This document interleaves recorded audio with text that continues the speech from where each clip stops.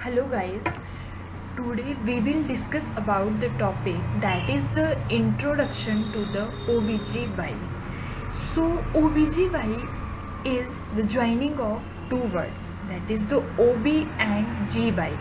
OB mean obstetric and GY mean gynecological.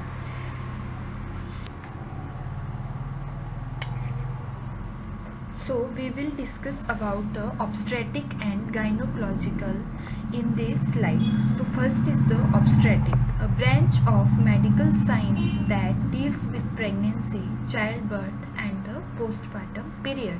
So obstetric एक ऐसी branch है जो deal करती है with pregnancy, means with pregnant women, with pregnant mothers or at the time of the childbirth and the postpartum period. So postpartum period word is new for you people. So postpartum period एक ऐसा period है जो start होता है from the child birth से लेके up to the 6 week, जो 6 week रहते हैं चाइल्ड बर्थ के बाद, उस पीरियड्स को हम कंसीडर करते हैं पोस्टपार्टम पीरियड. सो एज ग्रुप कितना है इसके लिए? 15 to 45 ईयर्स. अब 15 to 45 ईयर्स हमने क्यों कंसीडर किया है? क्योंकि 15 एज ग्रुप पे जो फीमेल है, जो गर्ल है, वो अटेन करती है फर्स्ट मेंसुरेशन, जिसको मेडिकल साइंस में बोला जाता है मिनार्के. मिनार्के क्या होता है? जब फर्स्ट मेंसुरेशन गर्ल को आती है तो उस बर्ड को मेडिकल साइंस ने नाम दिया है मिनार्के. एंड 45 ईयर्स, 45 से लेके 50 तक जो एज ग्रुप है उसमें जो फीमेल है उसको मीनोपॉज होता है. मीनोपॉज मतलब cessation of the mensuration cycle. जो मेंसुरेशन साइकिल है उसका स्टॉपेज होता है. तो इसलिए रिप्रोडक्टिव एज ग्रुप को मेंसुरेशन स्टार्ट होने से लेके मेंसुरेशन रुकने तक के पीरियड को हमने रिप्रोडक्टिव एज ग्रुप में कंसीडर किया है. सो नेक्स्ट हम अभी देखेंगे gynaecology. So a branch of medicine that deal with the disease and routine physical care of the reproductive system of the woman. Gynaecology एक ऐसी ब्रांच है मेडिसिन की जो डील करती है डिजीजेस. अब कौन सी डिजीजेस? हमारी बॉडी में अलग अलग सिस्टम है, तो उसमें से एक आता है हमारा reproductive system of the women. जो फीमेल का, किसी भी वुमेन का रिप्रोडक्टिव सिस्टम है, उसकी जितनी भी डिजीजेज हैं वो किस चीज़ के अंदर हम कंसीडर करते हैं?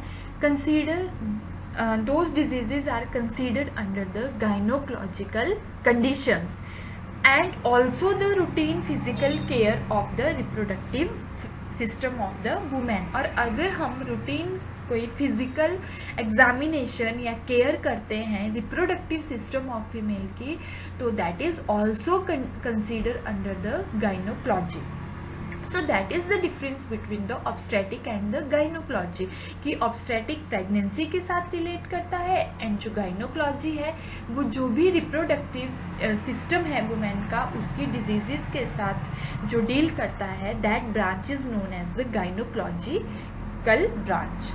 सो एज ग्रुप, अब इसके लिए आता है ऑल एज ग्रुप फीमेल. इसके लिए ऑल एज ग्रुप की फीमेल आती है क्योंकि रिप्रोडक्टिव सिस्टम, क्योंकि ये डील कर रहा है रिप्रोडक्टिव सिस्टम के साथ. तो रिप्रोडक्टिव जो सिस्टम है उसकी जो डिजीज़ है वो कभी भी हो सकती है. वो चाइल्डहुड में भी हो सकती है, वो एडोलेसेंट एज में भी हो सकती है, और वो जो है वो जब एडल्ट हो जाते हैं तब भी हो सकती है. तो उसके लिए कोई एज ग्रुप हम नहीं कंसीडर कर सकते क्योंकि रिप्रोडक्टिव की डिजीज़ जो है वो हमें कभी भी हो सकती है. वो अगर हम बात करें तो मेंसेस से भी स्टार्ट हो सकती है और टिल द मीनोपॉज तक या उसके बाद भी हो सकती है. तो अभी कुछ गाइनोकोलॉजिकल कंडीशन कौन कौन सी रहती है उसका एक हम ओवरव्यू देखेंगे.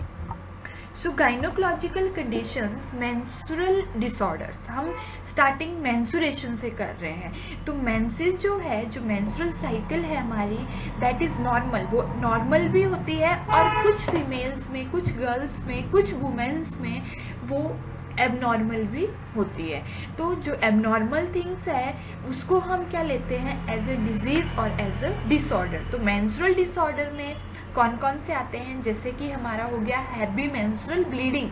किसी को मेंस्ट्रुएशन के टाइम में हैवी मेंस्ट्रुअल जो ब्लीडिंग है उसकी जो अमाउंट है वो क्या है, ज़्यादा है, तो उसको हम लेंगे हैवी मेंस्ट्रुअल ब्लीडिंग के अंदर। किसी को होती है मेंस्ट्रुअल पेन, मेंसेस के टाइम में बहुत सारी गर्ल्स को, बहुत सारी फीमेल को मेंस्ट्रुएशन पेन होता है, बट मेंस्ट्रुएशन पेन जो है वो एक नॉर्मल भी है कि वो नॉर्मली सबको होता है, बट सम टाइम अगर वो ज़्यादा होता है, उसकी इंटेंसिटी ज़्यादा है, उसकी फ्रीक्वेंसी ज़्यादा है, तो that comes under the disease, वो उसको हम एक डिजीज़ कंसिडर करेंगे। एंड इरेगुलरिटी, और मेंस्ट्रुएशन की इरेगुलरिटी भी बहुत सारी वुमेन्स को होती है। कईयों को मेंस्ट्रुएशन 28 डेज से पहले आ जाती हैं, कईयों को 28 डेज के बाद भी बहुत लॉन्ग टाइम के बाद आती है, तो that is the irregular menstruation. Next is the pre menstrual syndrome. Pre menstrual syndrome और PMS.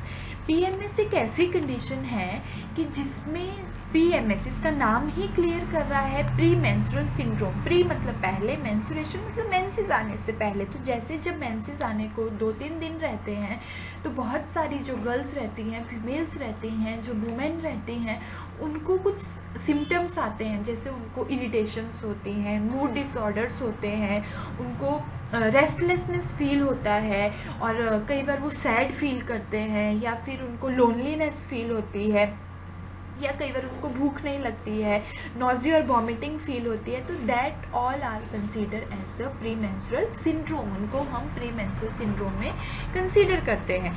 Next is the infertility. अगर किसी को इनफर्टिलिटी है, इनफर्टिलिटी मतलब कोई वुमेन जो है वो कंसीव नहीं कर पा रही है।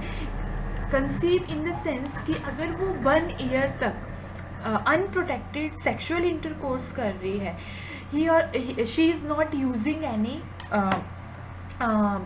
protection during sexual intercourse, तो और उसके बाद भी वो कंसीव नहीं कर पा रही है, तो उस कंडीशन को हम किस में लेते हैं, इनफर्टिलिटी में हम कंसीडर करते हैं।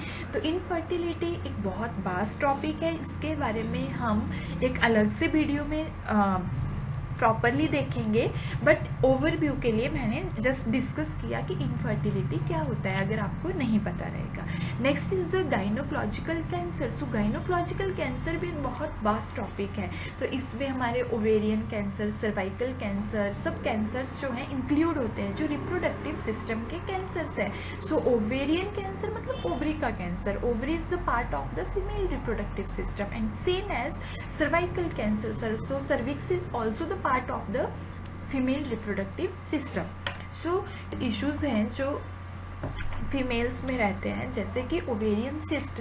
सिस्ट की प्रॉब्लम जो है आजकल मैक्सिमम लोगों में हो रही है, सिस्ट। तो जो ओवेरियन, जैसे ओवेरियन सिस्ट होता है, पेल्विक पेन होती है, पेल्विक रीज़न जो रहता है फीमेल्स का, वहाँ पे पेन हो रही है, उसके भी बहुत सारे रीजंस हो सकते हैं, या फिर एंडोमेट्राइटिस है, यूट्राइन फिब्रॉइड है, या फिर पॉलीसिस्टिक ओवेरियन सिंड्रोम है। ये तो एक कॉमन डिजीज़ हो गई है। पीसीओएस, पीसीओडी आप लोगों ने सुना ही होगा।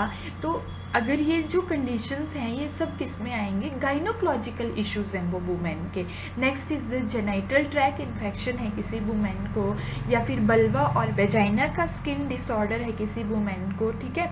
तो ये सब कंडीशंस हमारी गाइनोकोलॉजिकल के अंदर आती हैं। तो अभी मुझे लगता है कि आप लोगों को ऑब्स्टेटिक और गाइनोकोलॉजिकल इश्यूज़ क्या रहते हैं उनके बारे में डिफरेंस क्लियर हो गया होगा, कि ऑब्स्टेटिक एक अलग चीज़ से डील करता है, और गाइनोकोलॉजी जो है वो अलग चीज़ से डील करता है। वैसे हमारा अगर हम कोई भी कोर्स कर रहे हैं तो उसमें हम बोलते हैं OBGY, ठीक है, बट ऑब्स्टेटिक का मतलब अलग रहता है और गाइनोकोलॉजी का मतलब अलग रहता है। सो बहुत सारे जो स्टूडेंट्स रहते हैं उनको क्लियर नहीं होता है कि what is obstetric and what is gynaecological. So इसलिए मैंने इस पर वीडियो बनाना जो है वो ज़रूरी समझा कि ऑब्स्टेटिक क्या रहता है, गाइनोकोलॉजिकल क्या रहता है। सो जो भी हमारी नेक्स्ट वीडियो रहेगी उसमें हम देखेंगे कि फीमेल रिप्रोडक्टिव, एक्चुअल में फीमेल रिप्रोडक्टिव सिस्टम क्या रहता है, उसके क्या क्या पार्ट्स हैं।